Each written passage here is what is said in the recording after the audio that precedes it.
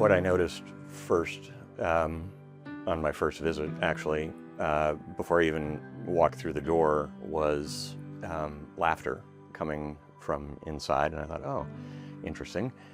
I'm not used to having a lot of laughter at the dentist's office, but then came in and everybody looked happy, and that was a big sign for me. Scott is very analytical. He always, look everyone up. He did his research, and I'm so happy that he chose us.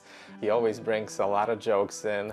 I joke about the team, actually, because I tell people I have a team that includes doctors, pharmacists, and now, all the folks at Coastal Dental Arts are part of my team. We created a very strong bond together, our practice and Scott.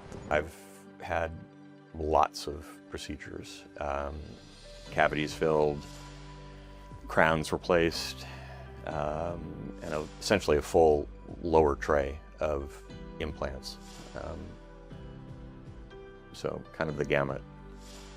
I would say in Dr. Brzoza there's a combination of technical skill and artistry. He's a bit of a perfectionist, which I appreciate. Never satisfied with just an average job. He works very hard to go the extra mile.